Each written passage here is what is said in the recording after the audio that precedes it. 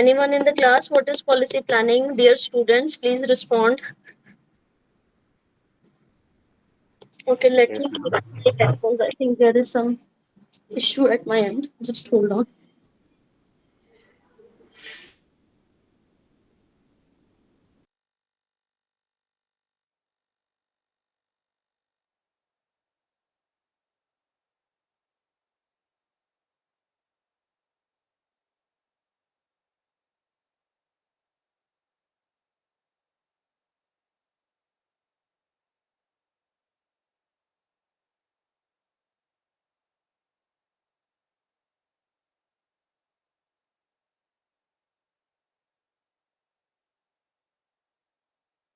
Hanji, now I'm audible to you.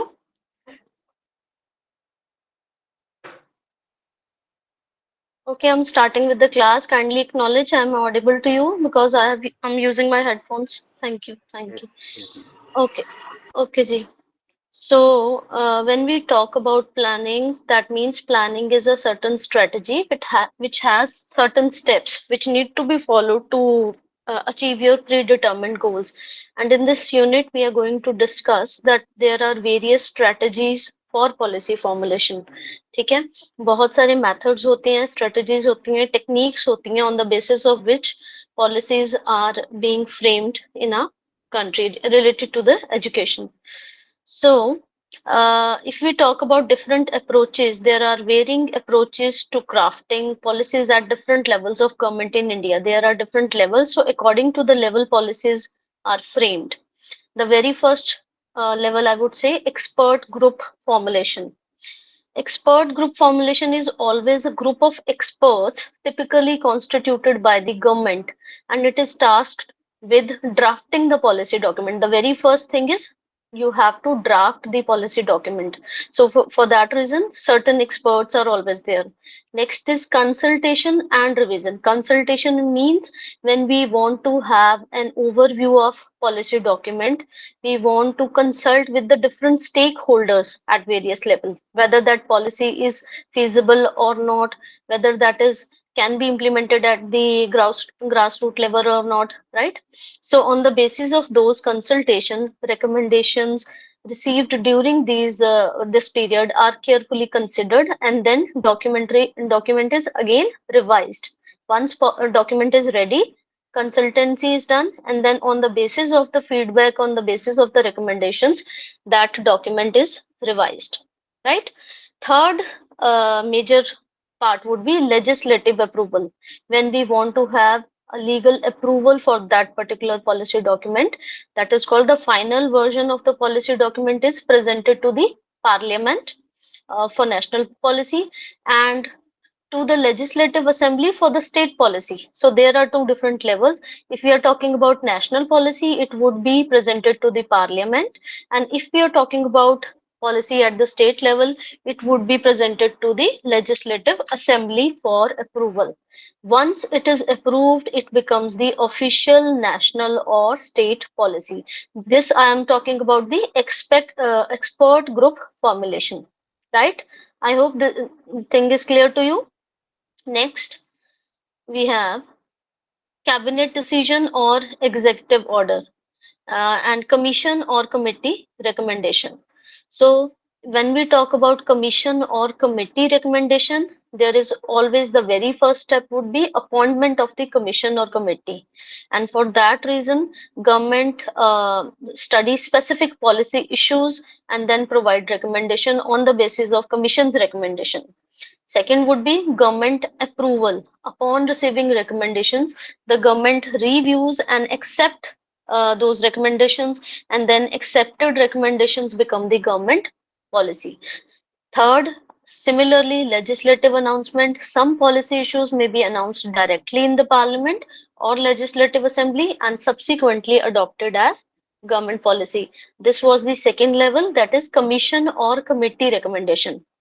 Third is cabinet decision or executive orders. When we talk about cabinet approval, it means certain policies are formulated and approved by the cabinet of ministers without extensive consultation or legislative review.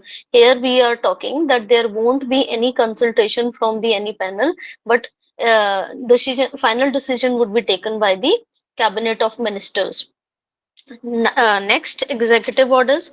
Alternatively, policies may be circulated by the education department in the form of executive orders, bypassing the legislative process. So these strategies reflect different pathways through which policies are developed and then implemented in India. Depending on factors, there are certain factors also which affect the decision making, such as complexity of the issue, the level of stakeholder involvement desired, and urgency of the matter. How much urgent is the matter regarding the policy? Next, each approach has its advantages and limitations. We talked about three approaches, and they're saying that it has its own advantages and disadvantages, and the choice of strategy often depends upon the specific circumstances and what are the priorities of the government. Next, there is some information about the strategies implementation in the earlier times. So in 1992, Article 40 of the Constitutional Act was amended to provide a legal framework for local self-government institutions, with the 73rd Amendment focusing on rural areas and 74th on the urban areas. This amendment empowered Panchayati Raj institution in rural areas to formulate district specific educational policy. So their main focus was on the district upliftment of the education level at the district level. However, significant disparities exist in educational facilities, participation, and performance across different villages and blocks. Consequently, educational policies can be enacted at various levels, including national, state, district, panchayat, and institutional level. At the state level, only a few states like Maharashtra, Karnataka, and West Bengal, there are three states, they have taken initiatives to formulate state level policies. Otherwise, all the states are following the national level policies. West Bengal, while not having a comprehensive policy, it has made significant decisions such as the introduction of English in the primary schooling, the establishment of School Service Commission to ensure teacher quality. These are the initiatives by the West Bengal government, and the abolition of the tuition fees up to class 12th to achieve universal elementary education and overall quality improvement. So, in rural areas, policy making initiatives are rare, and at the institutional level, few policies are made except in institutions of national importance like the Institutes of Management (IIM), which set visions and missions. This is information given in your study material regarding these strategies, right? Now we come to the process of policy formulation. What is the process? There are some steps through which educational policies are formulated and then effected, evaluated, and redesigned to make education more responsive to the needs of particular society. Educational policy or legislation is directly related to an ideal educational standard or model, such as that which suits manpower requirements of the economy. It can be easily noted that the educational policy is determined by various inherent factors, such as socio-economic changes which are taking place in the society. A framework of educational policy analysis involves a process in which various stakeholders analyze, they generate, implement, assess, and redesign the policies. So this is referred to as educational policy cycle. There are certain steps which has to be followed while making policies, and then later on their implementation. It is defined as a tool which is used in the analysis of a policy item development. Policy item development. What is this? Anyone can tell me? Policy item development. You must be knowing that whenever we develop or whenever we create a tool, there are certain questions or there are certain items in that particular question. So, in case of policy document, also there are certain issues, certain items which need to be analyzed by the different experts. So it is defined as a tool which is used in the analysis of a policy item development, which items are to be considered in the policies. Next, we come to the steps. The very first step is problem identification. Next, policy formation, analysis of the options, which options are available to us, decision making, who would be taking the decisions, how would be decisions would be taken, subsequent policy cycle. Second last is assessment and evaluation. We have to assess and evaluate the policy document. And last is implementation, whether that policy is implementable at the state level, national level, or institutional level. So I talked about different levels also. To develop and educational policy, a thorough analysis of the existing situation is very, very essential. This involves examining the country's background, including its geography, population, culture, and social stratification, on which basis different societies divided into different stratas, which influence educational access and resource distribution. So these are the different factors which must be considered while taking any decision related to the educational policy. The political context must be considered, focusing on the values of political parties. So, ideology of the political parties and political people, the people who are there on the seats, involved in the decision making process, their ideology, their values are very, very important to be considered while taking decisions regarding the educational development in the country. Next, the economic context, such as national productivity. We need to know about the national productivity level, all the economic activities being taken place in the nation, like GDP, unemployment. It should be analyzed to align educational outcomes with economic needs. Within the education sector, key issues like access to education, equity, system structure, and institutional arrangement must be identified. Additionally, dynamic changes and obstacles faced by the stakeholders, such as teachers, students, and parents, should be evaluated to inform policy adjustments and improvements. Uh, Anyone in the class can tell me that how we are going to check, how we are going to evaluate the uh, policy items? There must be certain step. I want to know about what my stakeholders are thinking about the policy. What could be the tool for that? किस तरीके से हम पता लगा सकते हैं कि लोगों का क्या ओपिनियन है, लोगों के क्या विचार हैं उस पॉलिसी से related? An initiative has been taken by our government also before the NEP was designed. Kindly share. Draft policies, ma'am. Yes, yes, sorry. Yes, sir. And draft policies are made public, and then opinions are obtained from the stakeholders, and then it is Mm-hmm. incorporated before passing in the legislative assemblies or parliaments. बिल्कुल। Thank you so much sir. अभी जो NEP पीछे design की गई थी, different conferences, seminars were conducted, different workshops were conducted at university levels, where we were asked, the educationists, teachers, faculty members, all the stakeholders were asked to come forward and contribute their thinking about that policy. So certain initiatives are taken by the government to make sure that every stakeholder is aware about the policy items, right? So now we come to the next slide. When the present situation or the sector is context is disturbed by any problem, a political decision, or a reorganization scheme, a new policy is generated to address the disequilibrium. Policy options can be generated through four modes. There are four modes.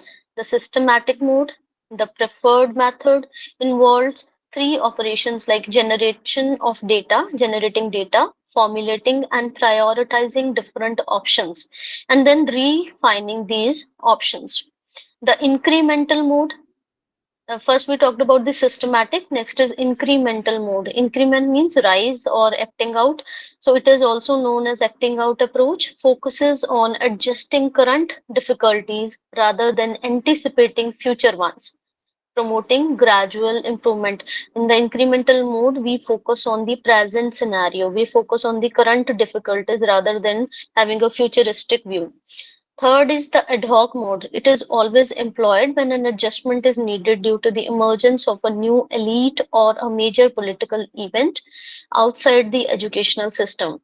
Lastly, the importation mode involves adopting a policy from elsewhere provided it meets the specific needs of the particular groups within the society.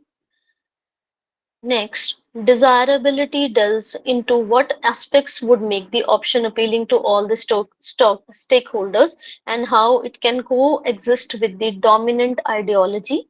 When we talk about affordability, it encompass fiscal cost. How much cost is we are going to have when while implementing the policy, including government adjustment in spending and tax rates to regulate GDP, alongside social, political, and alternative economic cost.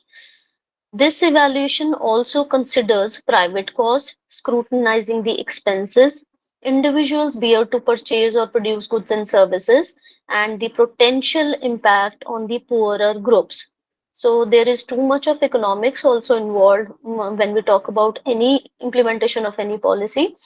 Furthermore, it examines opportunity cost, assessing whether the government is willing to bear the political consequences if one group is favored over another. So there are so many factors involved when we talk about the process of educational policy.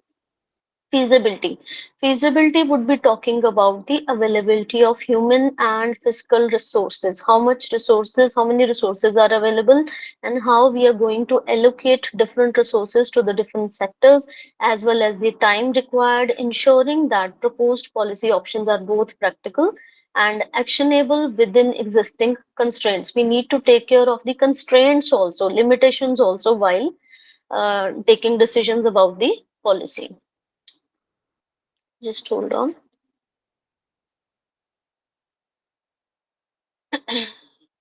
Yes. Next is decision making. Once all the relevant information has been gathered and meticulously analyzed, a final decision is made to design and select the most appropriate policy option out of all. This decision sets in motion and the actions required for policy implementation. To ensure successful implementation, the policy framework must be unambiguous and very much clear, providing guidance to the stakeholders involved. When we talk about the term ambiguous, that means it should not have any double meanings. It should be very clear cut, and all the variables, all the concepts which are included in the policy documents must be understandable by the all the stakeholders.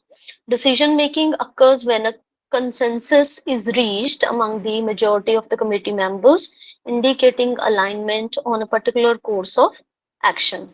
Decision would be taken once everyone is agreeing to that particular policy. This collecting agreement ensures that the chosen policy option reflects the insights and consideration of the diverse perspectives, enhancing its effectiveness and legitimacy. Right?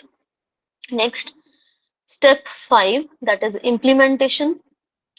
Policy implementation involves the translation of policy decisions into tangible actions. When we talk about implementation, these decisions are made in collaboration with the individual's responses for the executive policy. While the outcomes of policy implementation may not be immediately apparent, there are guidelines that enhance the effectiveness of the educational policy implementation, right? When we try to implement the decisions taken by the government under the policy document at the in the real life situation, that is called implementation. Firstly, implementation planning for new policies should be integrated into the policy assessment process. One important thing is whatever decisions would be taken in the educational policy, it should be measurable, it should be quantifiable, that after implementation, we are able to decide, we are able to judge whether the policy is having a good impact or neutral impact or bad impact on the different kinds of stakeholders. It ensures the implementation considerations are addressed from the outside. Secondly, feedback mechanism. The very important thing after implementation is feedback or follow-up mechanism, which should be established to gather insights during the implementation phase and allowing for adjustment and improvements based on real-time experiences and observations.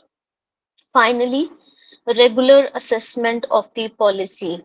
Time to time assessment of the policy is very essential for ensuring concrete implementation, as it enables policymakers to evaluate the progress. We want to know, government wants to know that whether progress is being evaluated. It also try to identify the different changes and make necessary adaptation according to the results, according to the feedback, to enhance policies effectiveness and its impact.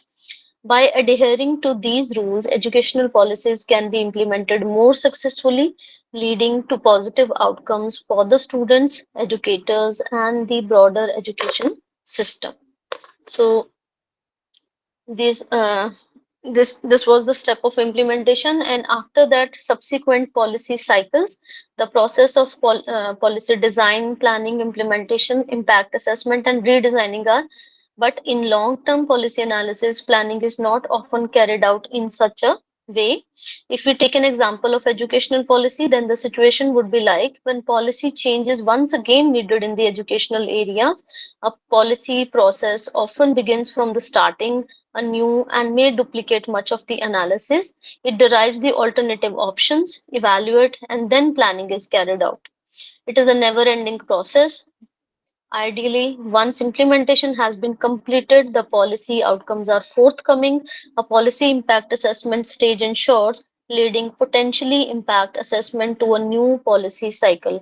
Whenever a policy is implemented, after feedback analysis, we will come to know about the different outcomes. We'll come to know about the certain factors which need to be changed in the next level. So that is called a new policy cycle. Yes, this much is clear to you. These were the steps of process of policy formulation. I hope these are clear to you, these 6 steps.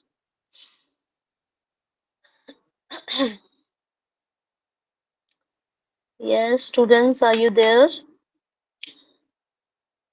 Now we'll come to the next slide, which is policy formulation historical perspective. To fulfill the constitutional commitment to the education, the Government of India often sets up various commissions and committees. You all are aware about that.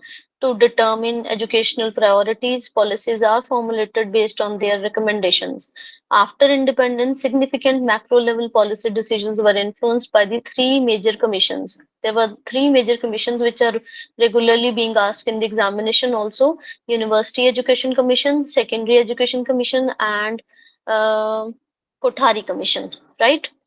So, in addition to these, various committees were periodically established by the central and the state government to address specific issues, and their recommendation, if accepted, become government policy. Post independence, two national policies on education were enacted, first in 1968 and then 1986, which we have discussed already in previous units. We have discussed NP 68 and NP 86, each following district strategy for the formulation. The 68 policy emerged from the Kothari Commission's report, which was widely discussed and approved by the government. However, as education was on the state list in 1968, many recommendations were not implemented uniformly across all the states. Then, a subsequent effort to formulate a national policy in 1979 did not come to fruition due to the exchange in government. Um, Next, 86 policy was later reviewed by the Acharya Ramamurthy Committee in 1990, which recommended linking education policy closely with other policies to achieve equity and social justice. So every commission, every committee was having specific goals, specific keywords on which their focus was there.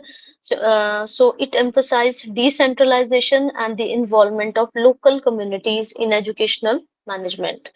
Another review in 1992 by a committee led by Sri Janardhan Reddy maintained the core of 1986 policy but suggested a revised program of action that we call POA, right, to address implementation changes. The reviewed policy documents National Policy on Education 86 with the modification undertaken in 1992, and the revised POA guided educational policy at all the levels.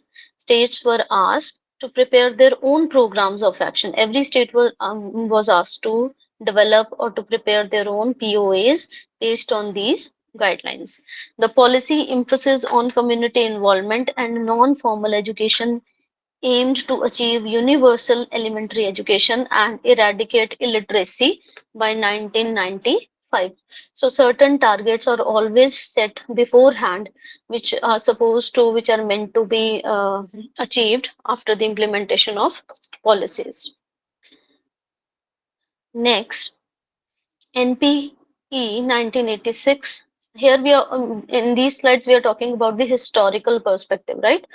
The NP 1986 educational priorities have persisted, evident in numerous state and national programs launched to achieve universal elementary education, that is called UEE. International commitments like the World Declaration on Education for All 1990 and the Dhaka Framework for Education further reinforced the need for high quality educational opportunities. Subsequently, India initiated several projects such as the Andhra Pradesh Primary Education Project. These projects were initiated at the state level, right? The Shiksha Karmi Project and the District Primary Education Program DPEP to improve the access, retention, and achievement in the primary education, particularly for the disadvantaged groups. Disadvantaged groups, those who are not having equal opportunities or equal access to the education. So this was the another topic, and now we come to the next topic given in your study material, that is bodies associated with the policy planning and implementation. कि कौन सी जो bodies हैं, कौन सी organizations हैं जो policy planning और फिर उसकी implementation के साथ associated हैं. हाँ जी. According to the planning documents in India, education aims to equip citizens with the literacy, numeracy, computational skills, and a basic understanding of the whole world. It also emphasizes functional skills relevant to the daily life and local environment, and it ensures equality of educational opportunities to enhance quality of life and well-being of the people. Post-independence, India has taken numerous steps to improve educational facilities, resulting in the establishment of many schools, colleges, and teacher training institutions. These institutions are diagrammatically presented and provide academic support to maintain educational quality and standards. Okay, so there are two main types of academic support institutions. These institutions are known as academic support institutions. Under the state education department, we have Board of School Education, we have English Language Training Institute in every state, and we have Publication Board. And when we talk about the centrally sponsored schemes, these were the state education department. And when we talk about centrally sponsored schemes, there is State Institution of Education, State Council of Educational Research and Training, which you all know as CRTs, DIET, then State Institute of Educational Management and Training, and last is State Institute of Educational Technology. So these are the major academic support institutions which are there always there in the process of policy planning. Next, some information has been given about these academic support institution also, that they vary in their structure, they vary in their capability across the state. Some SCRTs are autonomous bodies, some are part of the directorates, and some are under the Directorate of Education. The staff structure also varies, with some SCRTs having academic designations and other having administrative titles. Additionally, the reporting authority differs, with diets in some states reporting directly to the SCRTs, while in others, like West Bengal, they do not report to the SCRT. Next, we have State Board of School Education. See, at present, there are total 42 state boards. Most of the states have a single board of senior secondary examinations. Due to expansion of primary education, some states have established the school board into separate boards. These boards are generally autonomous bodies. Second, we talked about English language teaching strategy. Just hold on.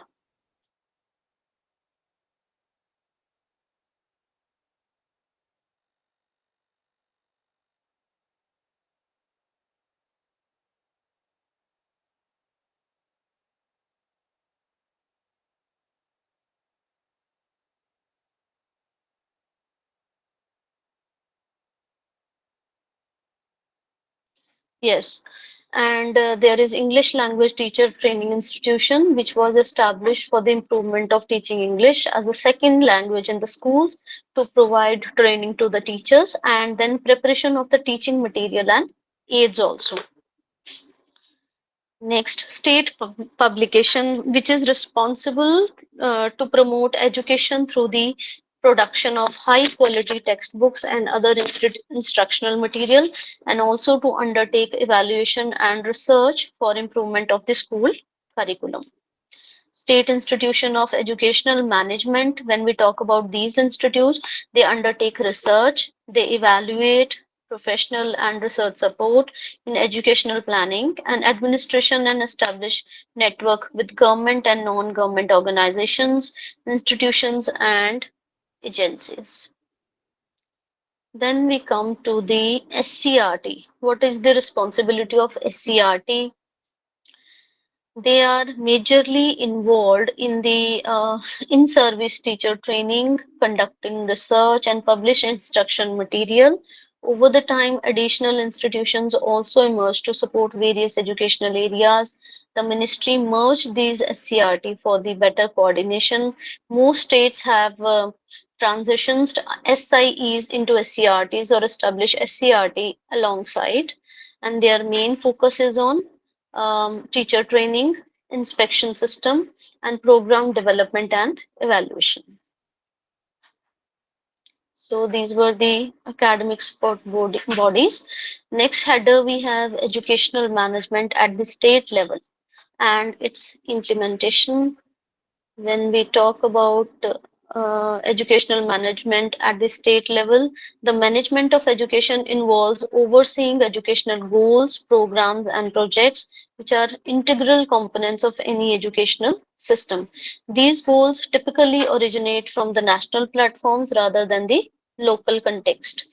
For instance, since independence, expanding education has been a central focus of the government. Significant efforts have been made to achieve the goal of universalization of elementary education.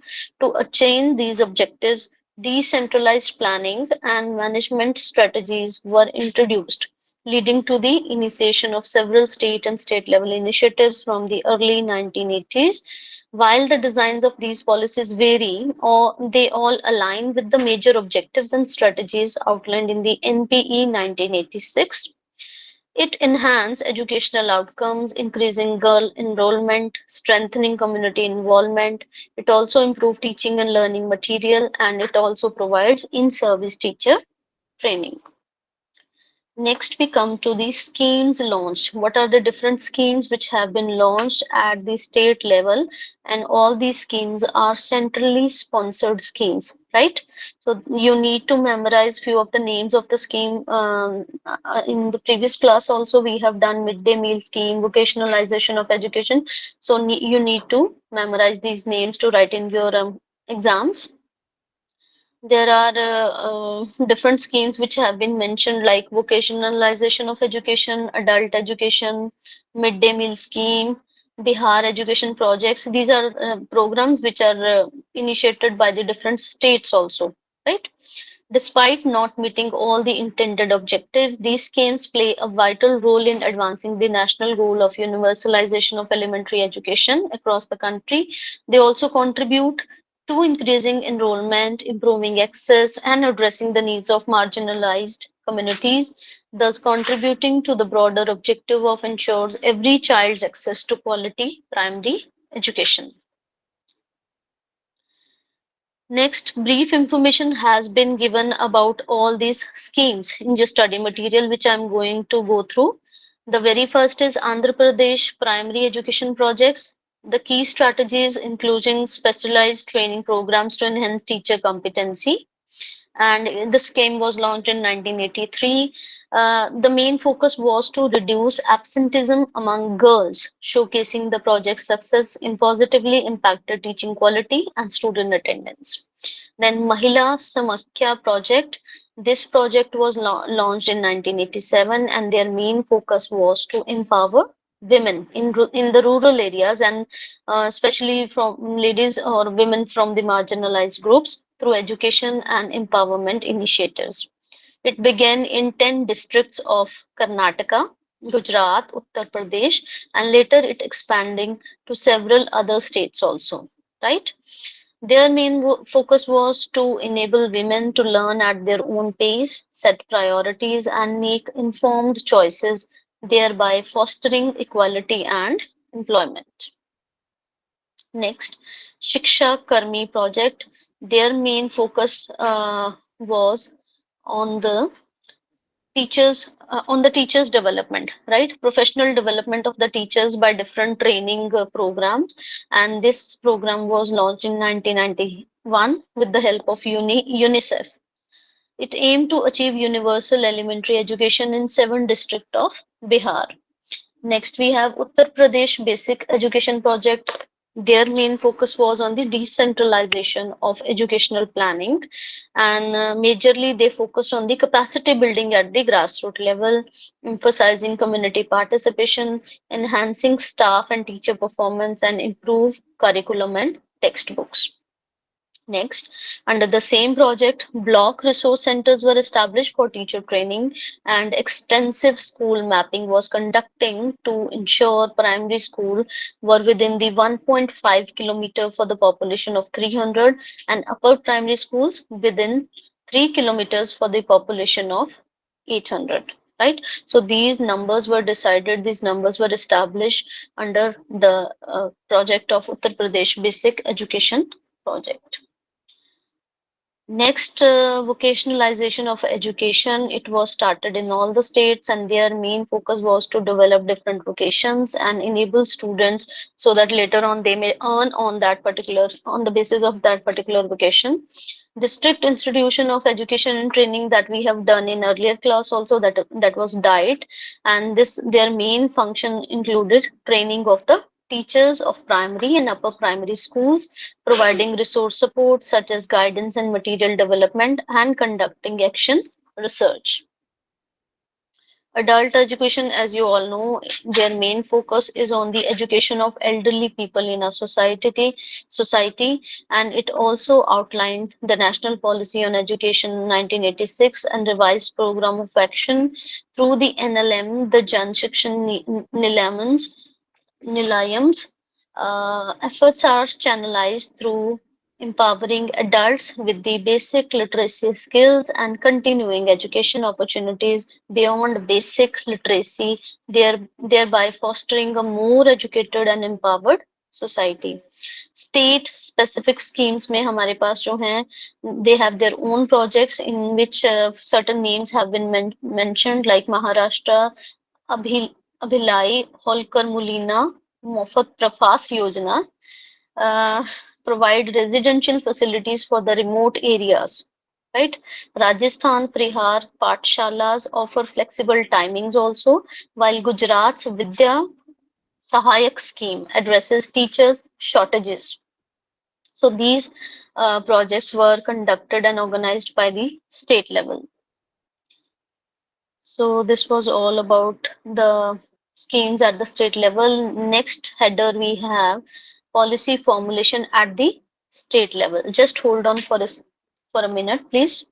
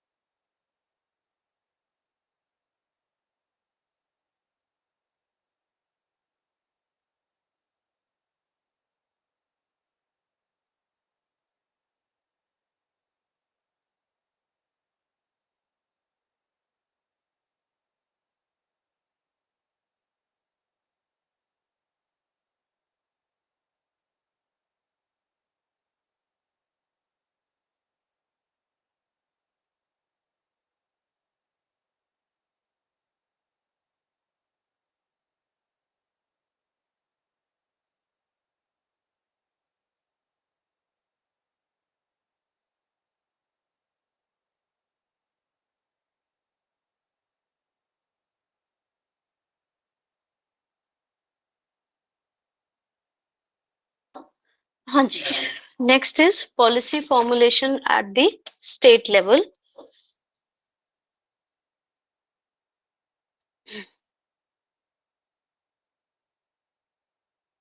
Many states have adopted National Policy of Education 1986 without formulating their own policies. Although Meghalaya, Sikkim, and Andaman Nicobar Islands had their own policy statements before the NPE 1986, now they adhere to it. So many name of the states and their policies names have been mentioned in your study material. I'm not going to read those. This is all about memorizing stuff, right? Next, we come to the policy implementation. To ensure effective implementation of educational policies and programs, educational administrators need a clear understanding of the goals and policy, which we have studied in the planning part, the necessary administrative skills also to achieve different goals, their willingness, their interest, and dedication to perform their duties. Key administrative functions include planning, right?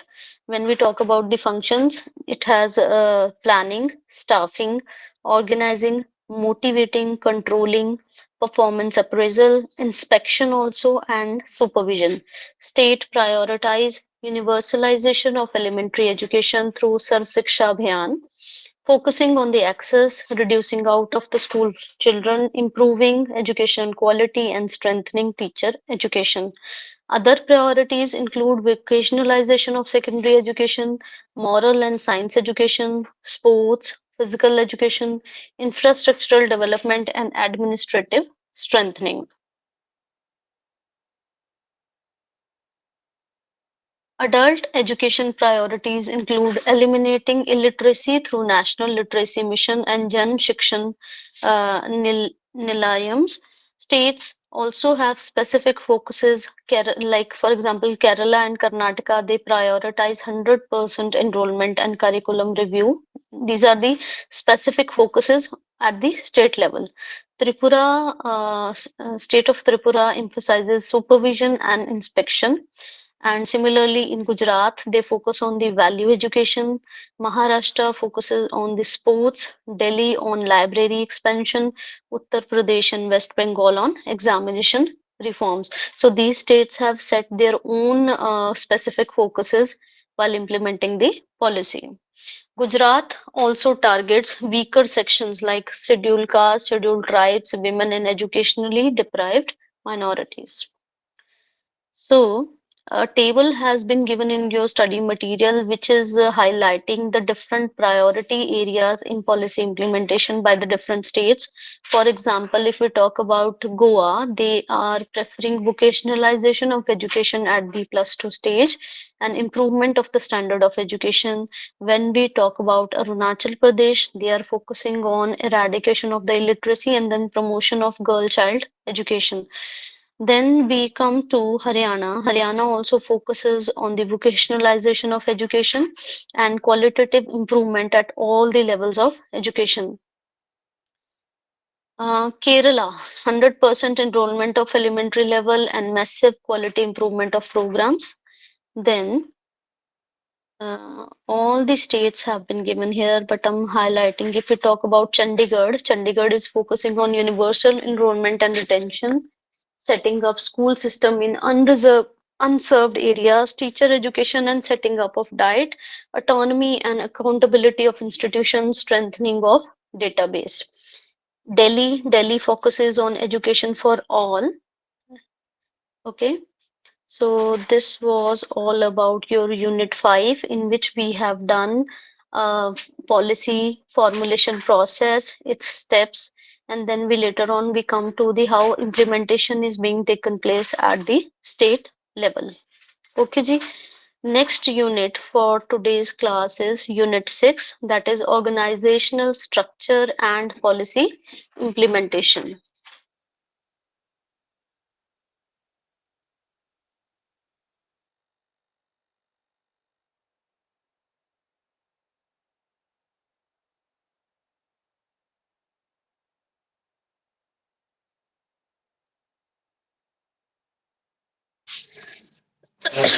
Unit 6, Organizational Structure and Policy Implementation.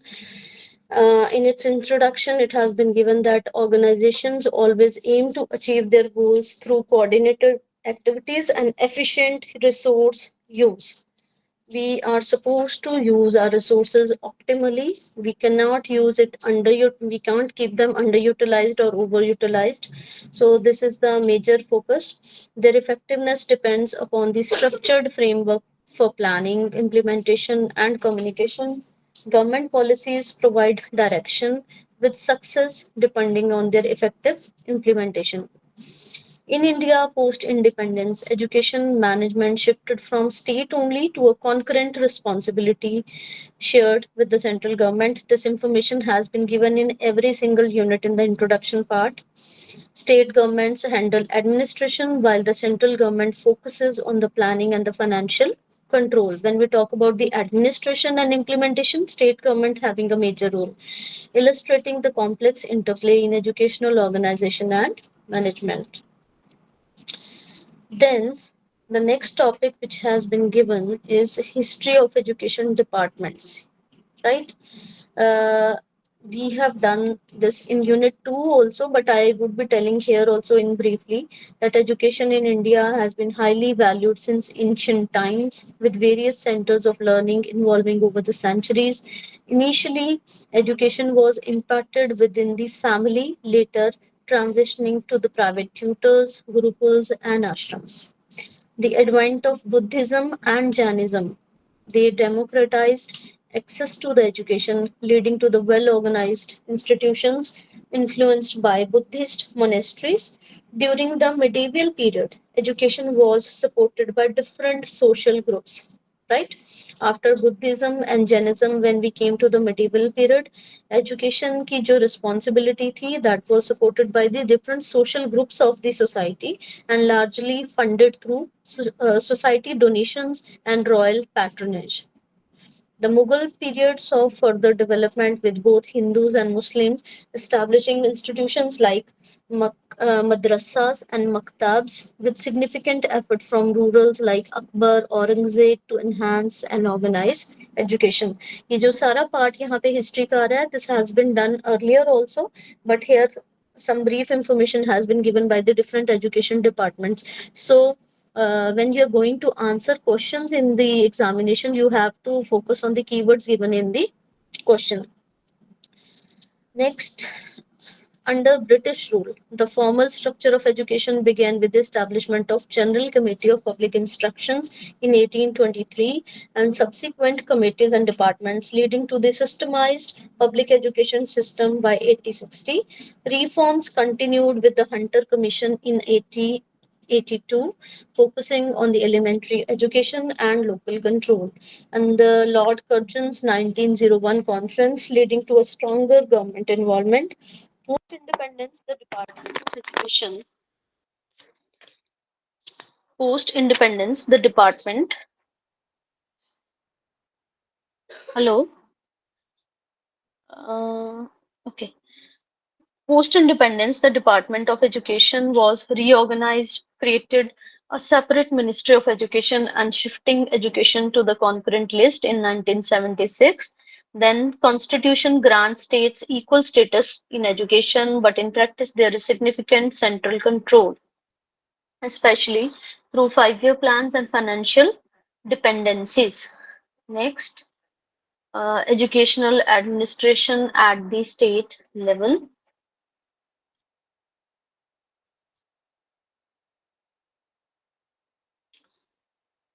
Hanji. So, how education is administered at the state level, it has been given in this unit. Each state or union territory in India has an education department that performs three main functions. They are having three main functions. First is regulatory, second is operational, and third is directive. So, regulatory function would be focusing on involving policy, planning, and program formulation at the secretariat level. Operational functions, when we talk about the implementation of the policy at directorate level, and directive function means when we talk about the inspection and supervisory roles at the district level. So these are the three main functions of education department at the state level. Next, educational administration varies across states. The number of education ministers, secretaries, and other officers also differs from state to state. For example, West Bengal has five education ministers for different educational levels, while other states like Bihar, Himachal Pradesh, and Rajasthan have three. The number of officers at the secretariat level, such as additional secretaries and deputy secretaries, also varies. Coordination between different administrative levels and institution is essential to the specific structure, and relationships differ from state to state. Functional responsibilities and duties have been mentioned in this unit. Next, to coordinate educational activities at state, regional, district, and lower level, states undertake the following functions. The very first function is policy making in education. Second, coordination of education at all the stages and all the levels. Personal administration, budget formulations that is related to finances, plan and expenditure control, grant and aid to non-government organizations, NGOs, administration of elementary schools, control and supervision of secondary education, control and supervision of higher education, supervision and administration of National Cadet Corps, libraries, teaching of Oriental languages and scholarship, supervision and control of teacher training programs also. So these functions are managed by the educational official at various levels, and levels like secretariat, directorate, regional, district, and lower levels. Local government agencies, voluntary organizations, and the internal administrative machinery of universities also share these responsibilities. Next, bodies associated in policy planning at the state level. Which three bodies are involved there? First is Ministry of Education, second is the Secretary of Education, and third is Directorate of Education. First, Ministry of Education. Each state government has a Department of Education for planning and administrating the education. The department is headed by a minister who is a member of state legislature, and that minister is responsible for initiating, directing, and executing all the educational policies in the state. They are accountable for the planning, developments, progress, and any retroactive steps taken in the field of education.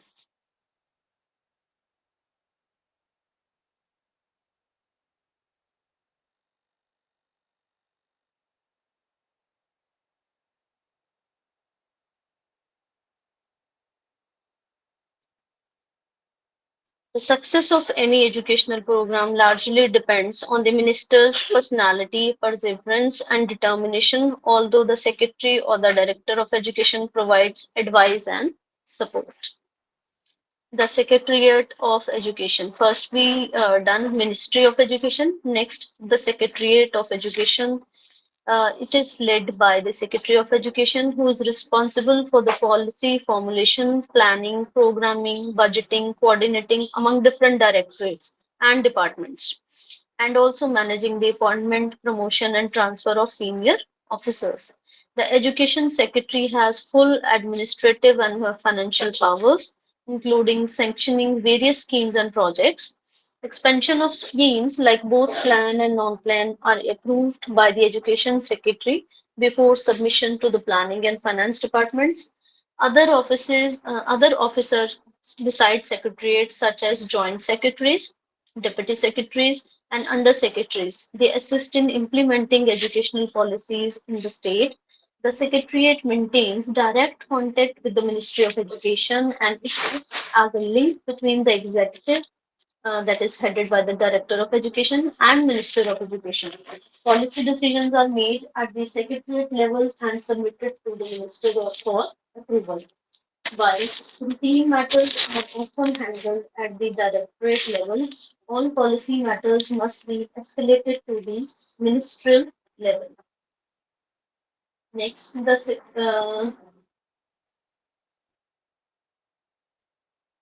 the Secretariat of Education in India, usually an Indian Administrative Service, that is IS officer. He oversees all education aspects and may also handle multiple ministries. This position is transferable and often held for short periods, typically by someone with general administrative experience rather than specific education administration experience. The secretary issues orders on behalf of government with the director of education acting as a subordinate. Educational responsibilities under the Secretary's purview include mass, higher, technical, and vocational education. Organizational structure vary by state. Some states consolidate all the education under a single department, while other states have separate departments for the elementary education, secondary education, higher, and technical. So this diversification, which extends to the district level, has sometimes led to coordination challenges also among the different departments. And we have proper hierarchy has been given in the form of a diagram in the study material related to these. Then we come to the next heading, which is key responsibilities of the director. What are the responsibilities of director? May be asked in the examination also.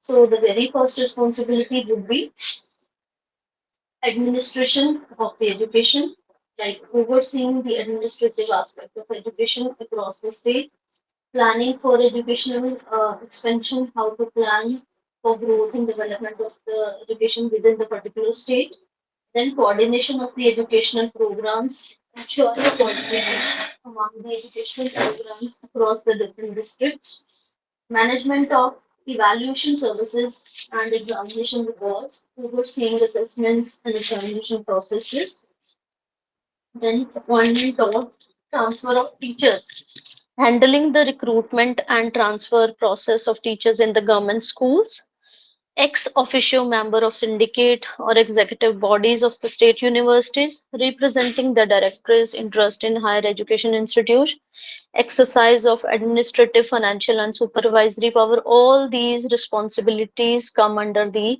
under one person, that is Directorate of Education, right? Next,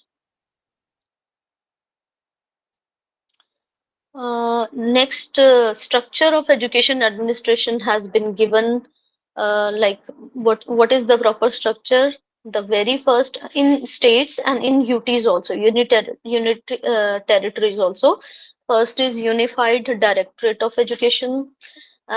Second is separate Directorate of Education, and third is three separate directors. So in different state, different criterias and different structures are there. While sector-wise bifurcation may enhance program implementation and decentralized administrative function, it can also lead to the coordination challenges among the different sectors of education, as we have discussed in the previous slide, that if there would be many departments, many heads would be there, there may be some kind of challenges which are related to the coordination, right? Particularly between the primary and the secondary education. Some states have established regional level machinery to address these challenges and facilitate educational management.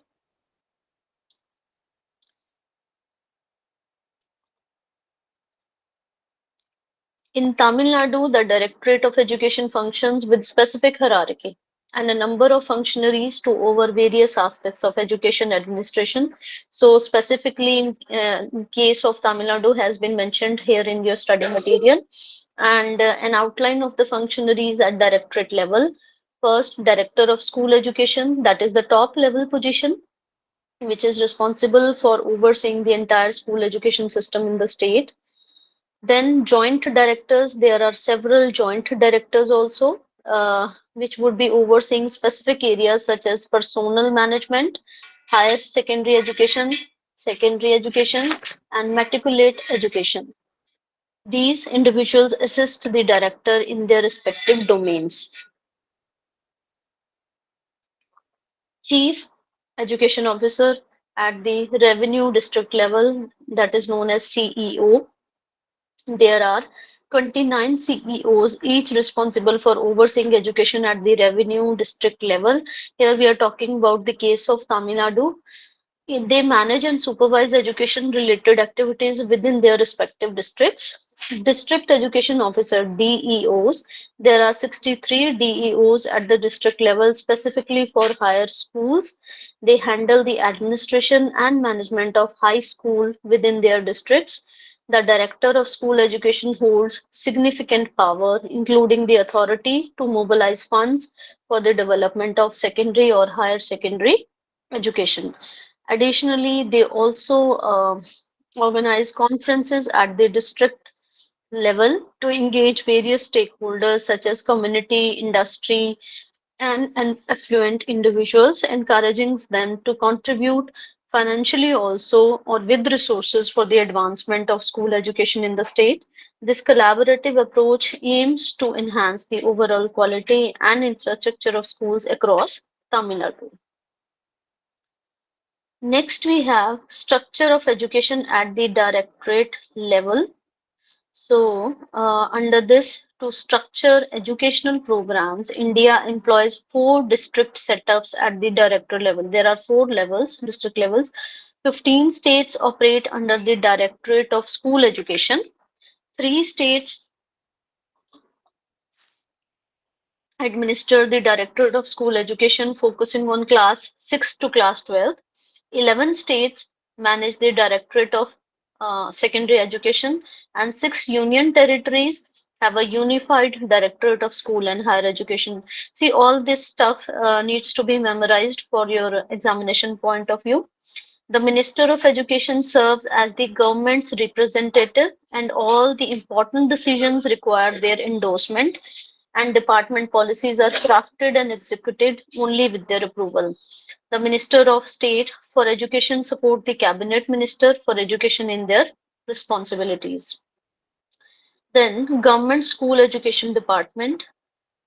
Uh, okay, it has been given that the Commissioner Secretary to the Government School Education Department assumed the role of head of the department. Departmental policies undergo formulation and implementation with the endorsement of the Education Minister.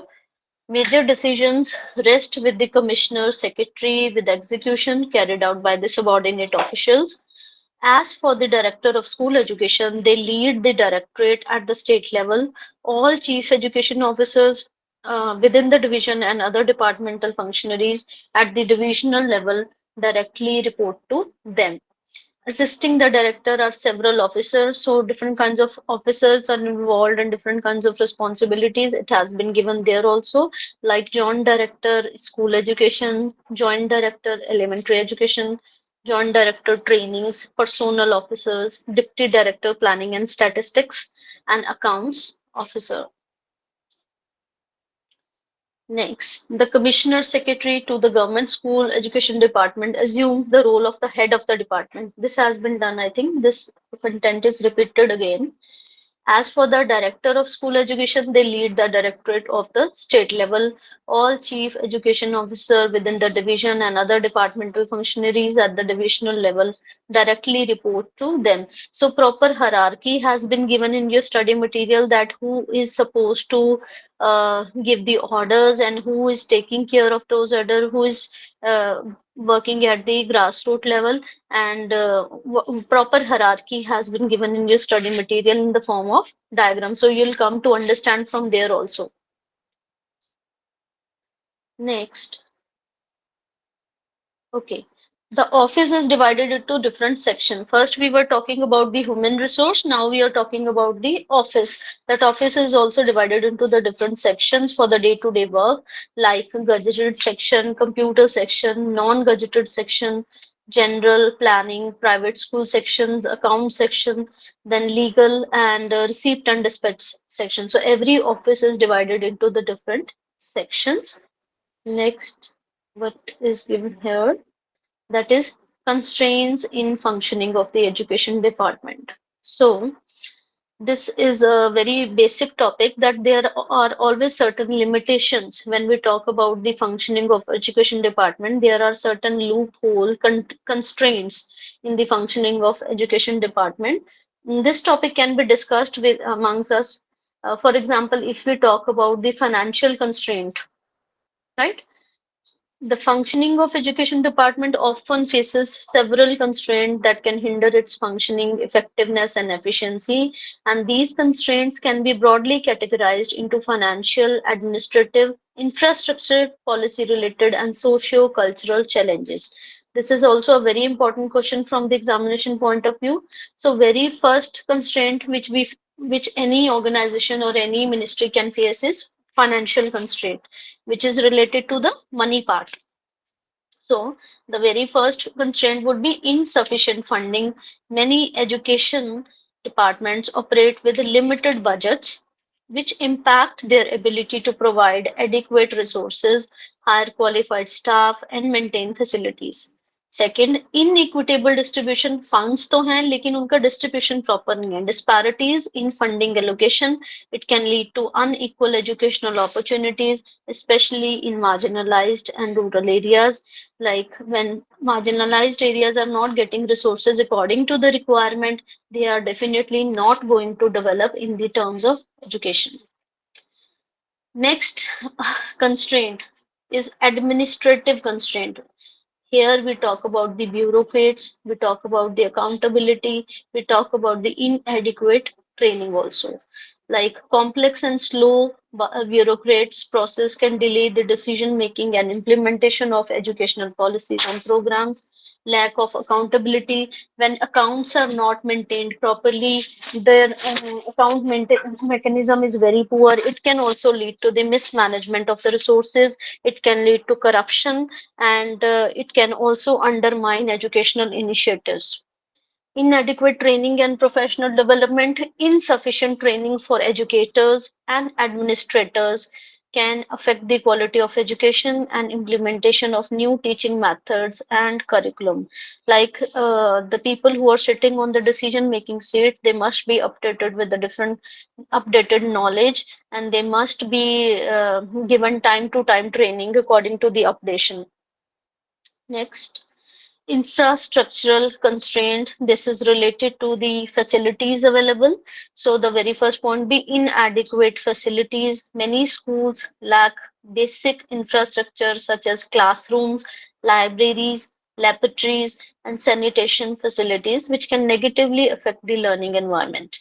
Technological deficiency, it is talking about the computer, access to computer and internet. When we have limited access to the modern educational technologies, and the internet can hinder the integration of digital learning tools and resources. Next, policy related constraints, inconsistent policy. When we talk about inconsistency in the policies, that policies are being changed time to time, frequent changes are taking place in policies, it can definitely affect the leadership, and it can lead to the lack of continuity and stability in the education system. There should be a kind of stability in the policies decisions. Next, centralization versus decentralization. See, tensions between central and local control of education can create conflicts and inefficiencies in policy implementations and resource allocation. So there are different kinds of barriers or constraints which are there, which can affect the implementation of the policies in a negative manner. Next, we have socio-cultural constraint. Now, these constraints would be related to the society and the culture which is prevailing in your nation. The first major barrier would be cultural attitude. Socio-cultural factors such as gender bias, ethnic discrimination, and cultural resistance to change can limit access to education for the certain groups. Parental involvement, low level of parental involvement and support can affect students' motivation and performance. When parents are not involved, see, parents are not willing to send their children to the school. They are happy with as taking their children as asset to them. They are earning, so when their involvement is not there, their support is not there, it will definitely affect the motivation of the students and their performance. Next, specific challenges in different context. Now, in different contexts, certain kind of challenges could be there, like when we talk about rural and urban disparities. Rural areas often face severe constraints compared to the urban areas, including a lack of school, qualified teachers, and educational material. Conflict and crisis situation in regions affected by conflict or natural disasters. The education system can be severely disrupted, affecting access and equality. So these were the different kinds of constraints which are there in the functioning of the education department.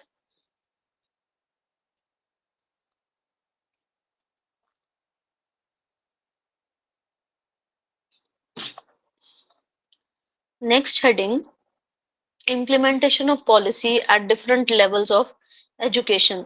Now, when we talk about the different levels of education, there is elementary level is the first, secondary, third is higher, and fourth is adult education.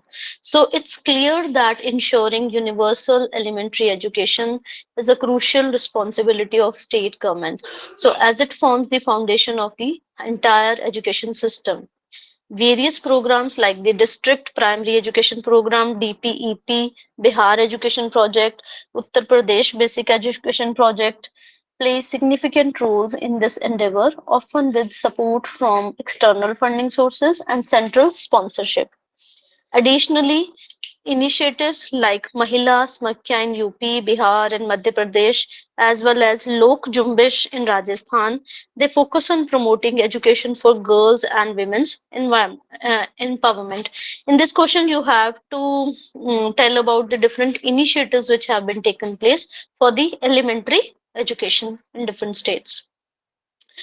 Next, centrally sponsored schemes also contribute to the promotion of primary education, such as Operation Blackboard scheme, which enhances teaching learning process by providing essential infrastructure to the primary schools. Furthermore, the non-formal education scheme, initially targeted at the backward states, it has expanded to include backward districts in more advanced states, demonstrating a commitment to equitable educational opportunities across regions. Next, these concerted efforts have significantly aided in advancing primary education in the various states. Next, we come to uh, in the realm of adult education, the primary focus is on fostering literacy and providing avenues for post literacy skill development, recognizing the crucial role adult education plays in national development and the National Literacy Mission NLM stand out as a pivotal initiative aimed at eradicating literacy among adults. Through this, various literacy programs are implemented across the country targeting individuals who missed out on formal education through their youth. These programs often employ innovative teaching methodologies tailored to the specific needs and circumstances of adult learners, facilitating their journey towards literacy and empowering them to participate more actively in the society and economic spheres.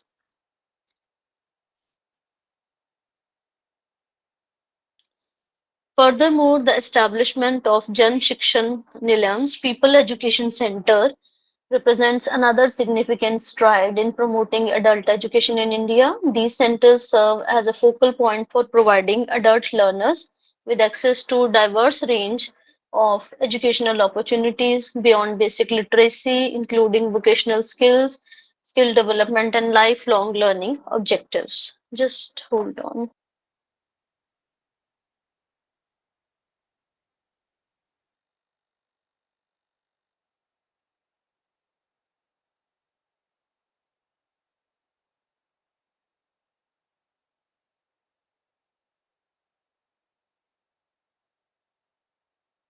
So this was about adult education.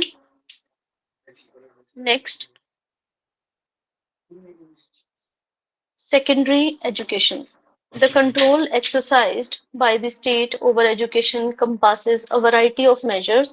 It begins with the operation and oversight of government schools, along with the establishment of rules and regulations governing education at the different levels.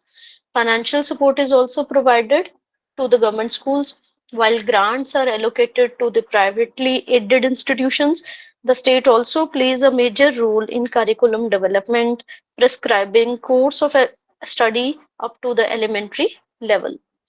Examination administration for secondary and senior secondary classes falls under the purview of the State Board of School Education, which also grants recognition to schools and formulates curriculum. Then recruitment, promotion, and transfer of teachers are regulated by the directorate, which also establishes norms for inspection, supervision, and guidelines. Like norms and rules are decided that on which grounds we are going to inspect, supervise the things. Educational tribunals are set up to address disputes, and professional support systems like SCRT, IESCs, and CTEs are provided to enhance educational standards, right? Various schemes are also implemented at the secondary educational level, including vocationalization of education and strengthening of the science teaching. Teacher training institutions are reinforced through SCRT with numerous in service training programs to further support school education. State government, with the central government assistance, implement innovative schemes also to tailor to specific need as outlined in a state-wise list of initiatives.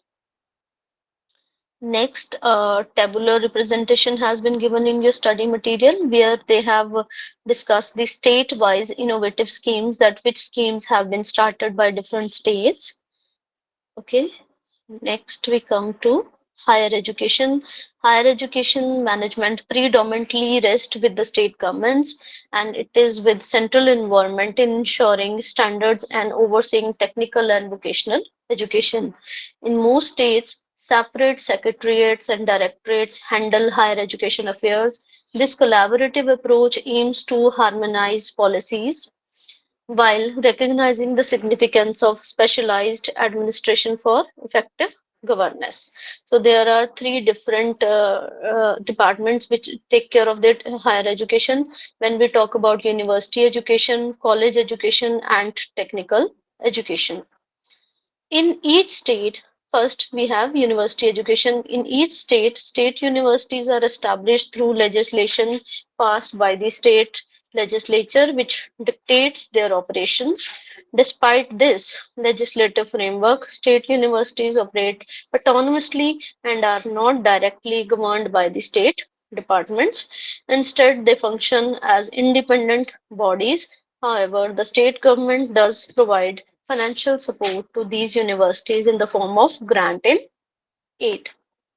Next, college education.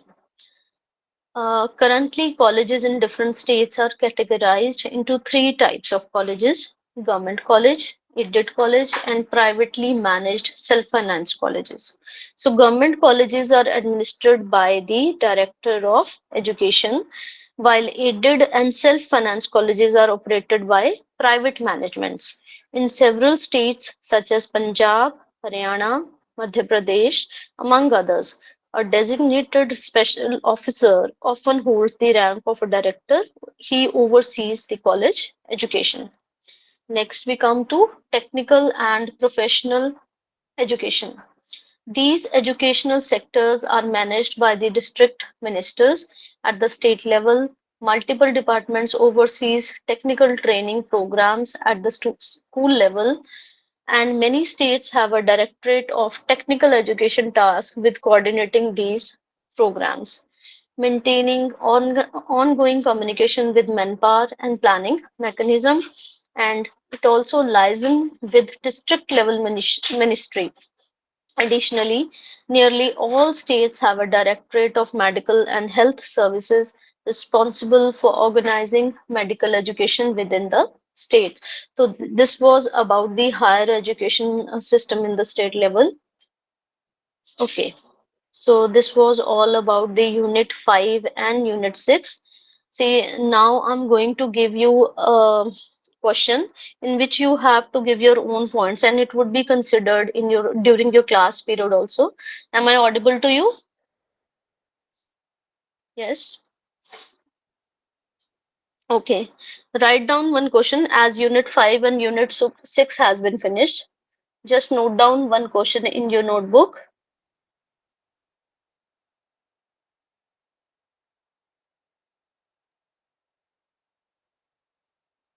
Highlight, highlight the various constraints, highlight the various constraints faced by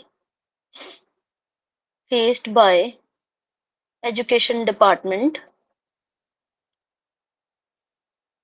Highlight the various constraints or limitations faced by the education department in policy implementation. In policy implementation, यानी कि आपको कुछ points लिखने हैं कि education department को किसी भी पॉलिसी को या शिक्षा नीति को जब वो इम्प्लीमेंट करते हैं उसमें किस किस तरह के कंस्ट्रेंट्स आते हैं, प्रॉब्लम्स आती हैं. This has been done in the class in detail. So you are supposed to write about few points, and after you write it, after 5 to 7 minutes, we would be discussing points from your end. By the time I'll check if anyone misses his or her attendance. Let me see.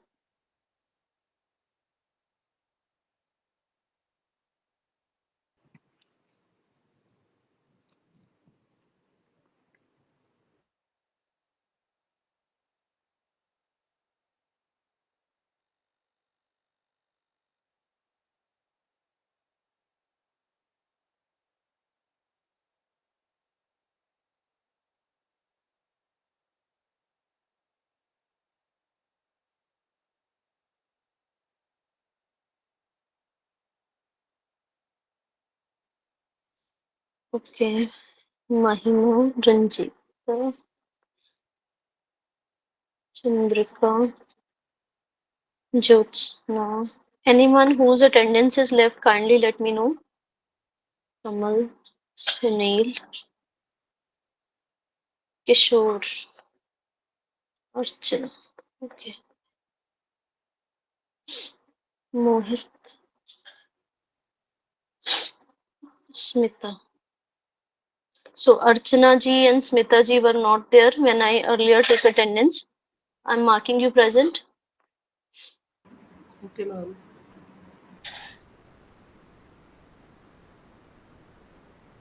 Thank you, ma'am. Thank you. So I have given a question. I hope you are writing the key points, and after 5 minutes we'll discuss it.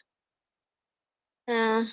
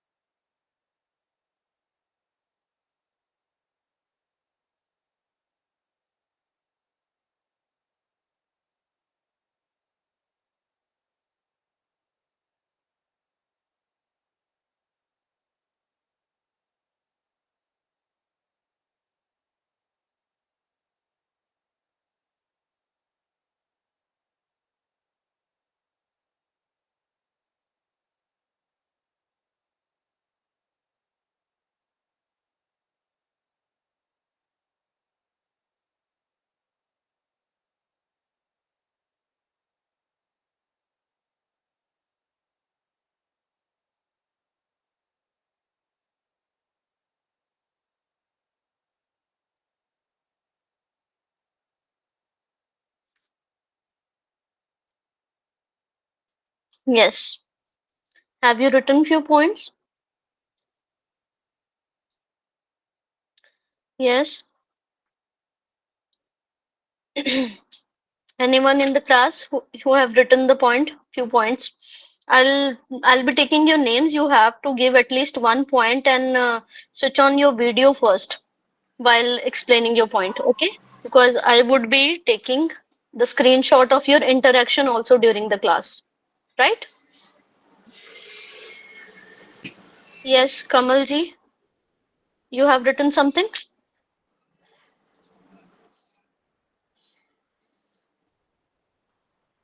Yes, Kamalji, you are not audible to me. Have you written some point? Ma'am, am I audible? Yes, yes, you are audible. Ma'am, I think nowadays teachers are facing major issue that teachers are involved in non-academic duties, and Mm-hmm. this may be the reason that. Let me just interrupt you, Kamalji. Please look into the camera because I'm taking your screenshot also while Okay, ma'am. interaction. Okay, ma'am. It is Okay. also part of the class. Okay, ma'am. Okay, okay. Yes, Ma'am, I think teachers nowadays involved in non-academic duties like election duty, I think it may really hamper the teaching learning performance of the students. Moreover, when teachers are busy in such type of non-academic work, I think it would be difficult for the children to cope up with this type of gap. Specifically after Corona pandemic, many children are facing this type of problem. They are having problem for the continuity of the class. very right. Thank you so much, Kamalji. Next, Mahima.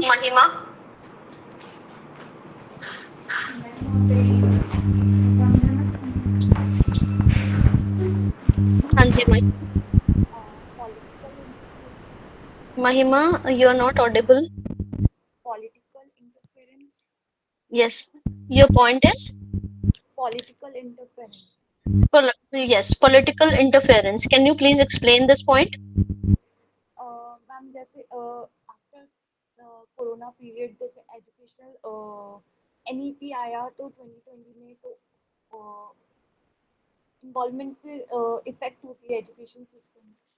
Hmm.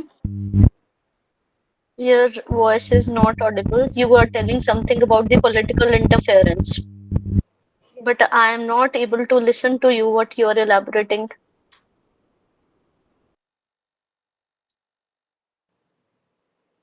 Try again, otherwise I'll call some other student. Try again to speak.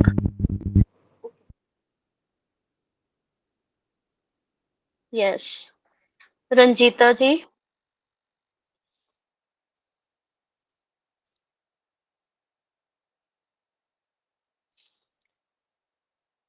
Chandrika.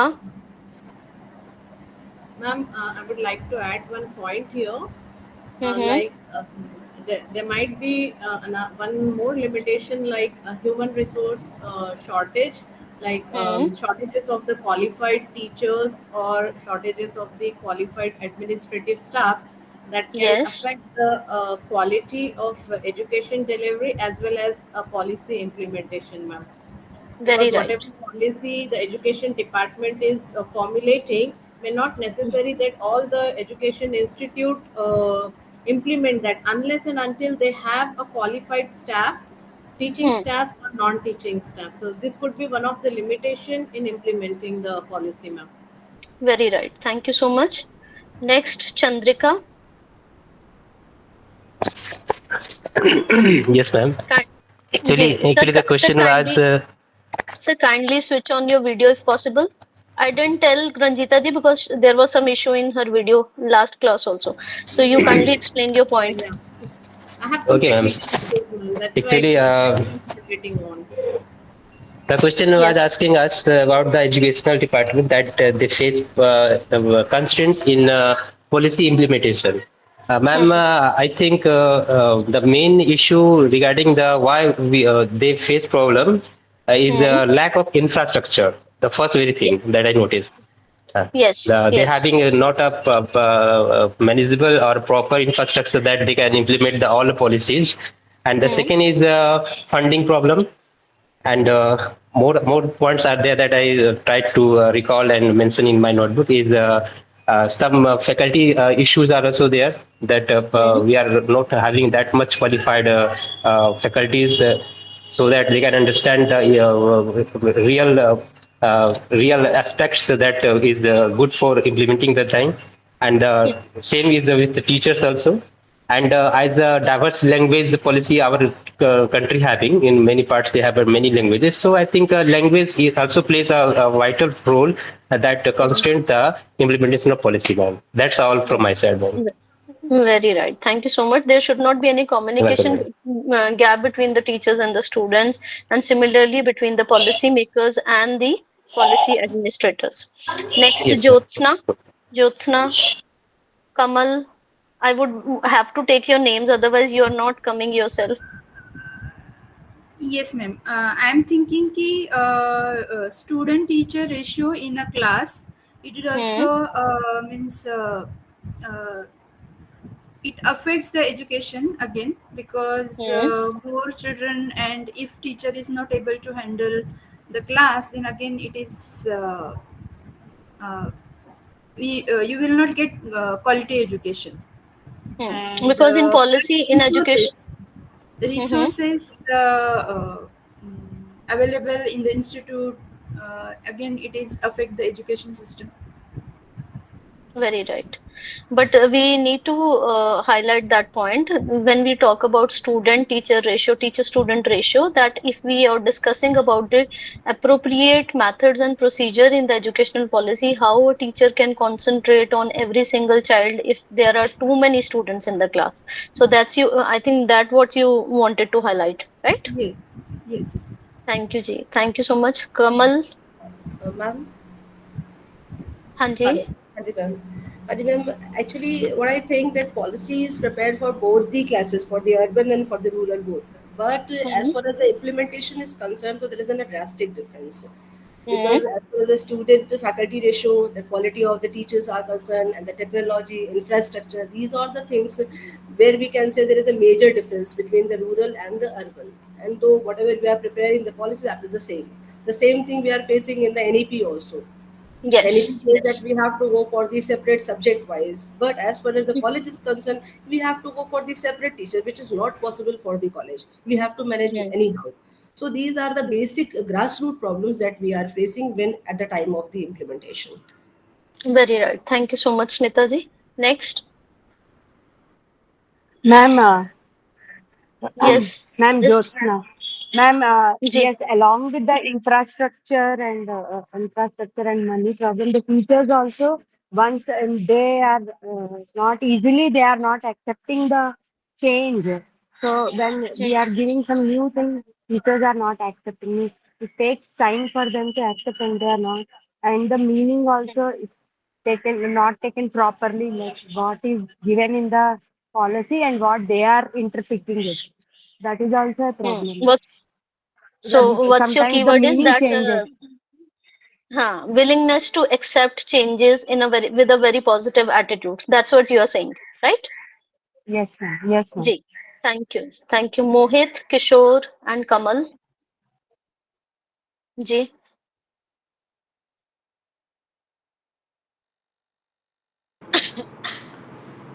Ji.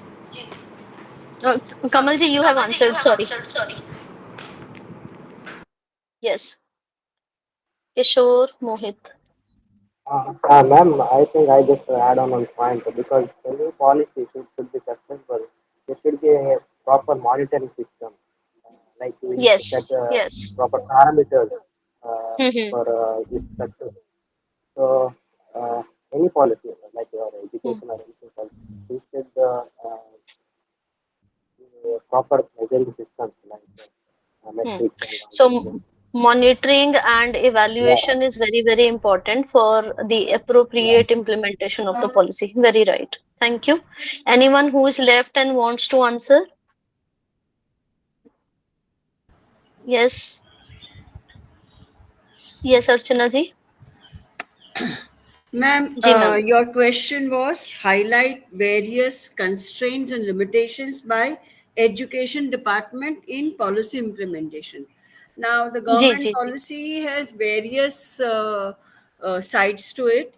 Uh, Hmm. and looking at the population size of this country and the upcoming student teacher ratio, Hmm. also the lack of infrastructure availability at various level, the major Hmm. constraint becomes major constraint is the reach of the teachers and reach of the education department itself to the rural areas.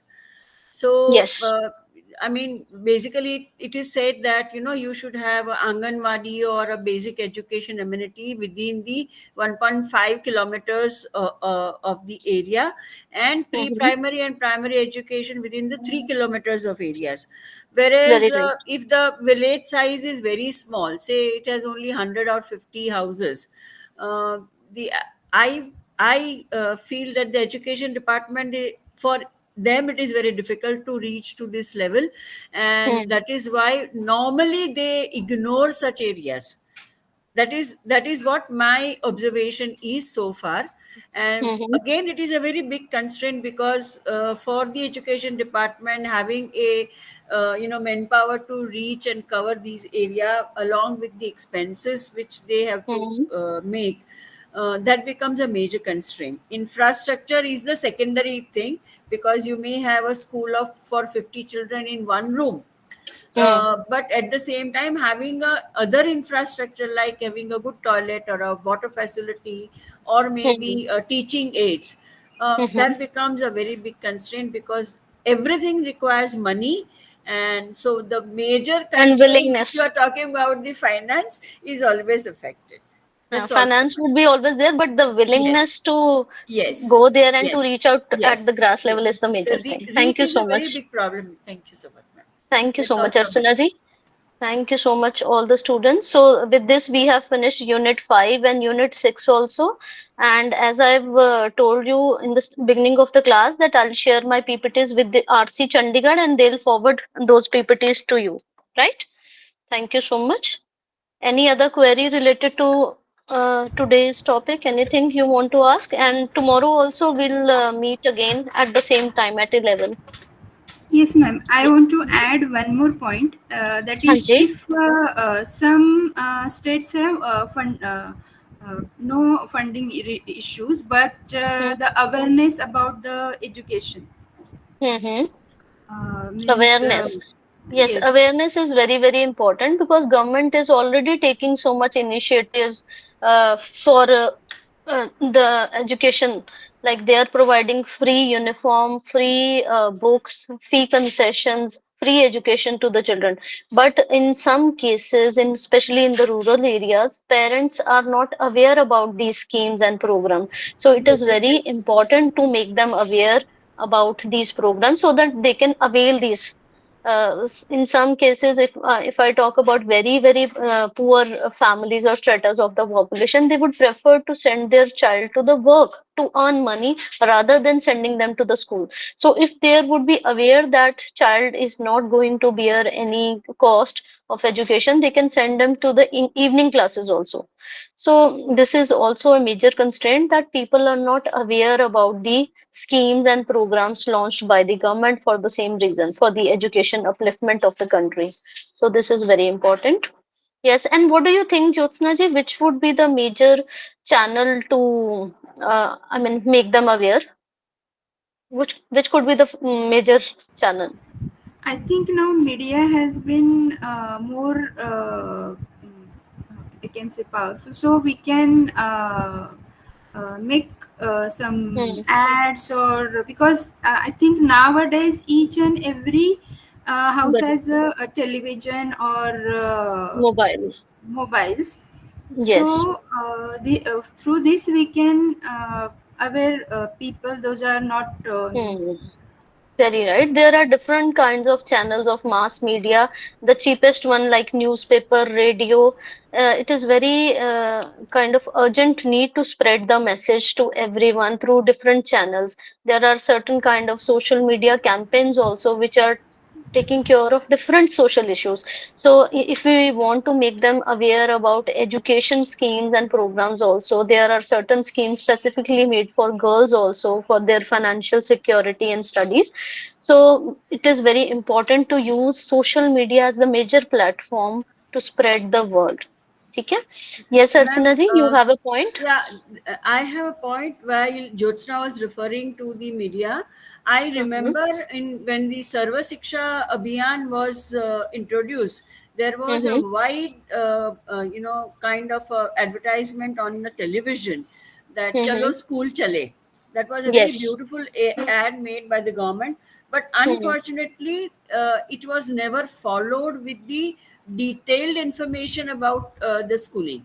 If Okay. that part was added, you know, Mm-hmm.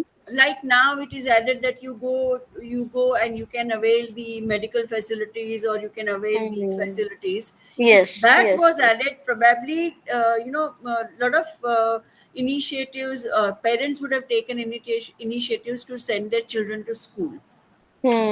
Exactly. I mean, these programs and campaigns must have elaborated information about the scheme and its benefits so that people are aware about this. Only taglines or slogans are not going to work. That's what you want to say, right? Yes, ma'am. Yes. Ji, ji. Thank you so much for your inputs because I try my best to make my class interactive because it would be like recorded. It is a recorded class, and we are going to take this into account also that how many students are taking part in the interaction also. Otherwise, it would be not that fruitful if you will not interact and you would be sitting like passive listeners. Thank you so much to all of you, and tomorrow again we'll meet at the same time. Thank you so much. You may leave the class.